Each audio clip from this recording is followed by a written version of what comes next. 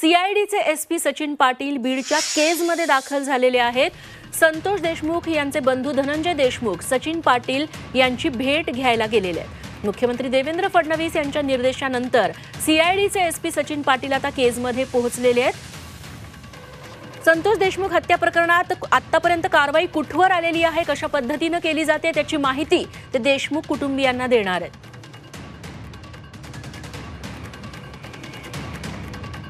तेव्हा धनंजय देशमुखांची ते भेट घेणार आहे। धनंजय देशमुख यांनी आजच शोले स्टाईल आंदोलन केलं होतं। पाण्याच्या टाकीवरती चढून त्यांनी मागणी केलेली होती की या संपूर्ण प्रकरण आहे त्याचा तपास भरकटलेला आहे, जे आरोपी आहेत त्यांना फाशीची शिक्षा व्हावी अशी मागणी धनंजय देशमुखांनी केलेली होती।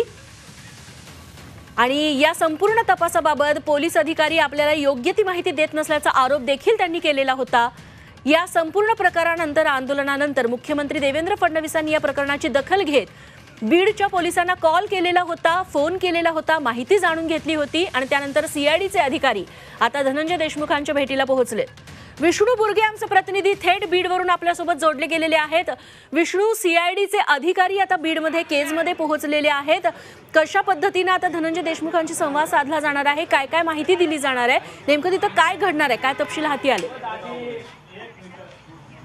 खरं तर सीआयडीचे अधिकारी सचिन पाटील हे मागील काही दिवसापासून पुणे आणि वेगवेगळ्या भागामध्ये तपास करत होते। आज ते या ठिकाणी आलेले आहेत। खरं तर धनंजय देशमुख यांनी तपासासंदर्भात नाराजी व्यक्त केली होती आणि ही नाराजी त्यांनी उघड बोलून दाखवली होती। आम्हाला तपासाबद्दल कुठलीही माहिती मिळत नाही असं त्यांचं म्हणणं होतं आणि त्यामुळे त्यांनी आज आंदोलन देखील केलं होतं। त्यांच्या मागण्या अनेक आहेत, मात्र तपास कशा पद्धतीने सुरू आहे त्याबद्दल त्यांनी अनेक वेळा नाराजी व्यक्त केली होती आणि त्यामुळेच काल देखील जे अधिकारी आहेत गुजर नावाचे त्यांनी देखील घरी जाऊन भेट घेतली होती। आता प्रत्यक्षात सचिन पाटील या ठिकाणी दाखल झालेले आहेत आणि त्यांच्या भेटीसाठी धनंजय देशमुख हे देखील दाखल झालेले आहेत। खरं तर तपासावर समाधानी नसल्याचं सांगण्यात आलं होतं आणि त्यामुळे यामध्ये थेट मुख्यमंत्र्यांनी देखील हस्तक्षेप केल्याची माहिती समोर येत आहे आणि त्या सगळ्या प्रक्रियेनंतर आता सचिन पाटील या ठिकाणी आल्याचं कळतंय। खरं तर सचिन पाटील आणि धनंजय देशमुख यांच्यामध्ये चर्चा सुरू आहे। आत्ताच या ठिकाणी पोहोचले, मसाजोगमध्ये देखील या सगळ्यांची चर्चा झाली आहे। दुसरी महत्वाची बाजू आपल्याला या ठिकाणी सांगावं लागेल की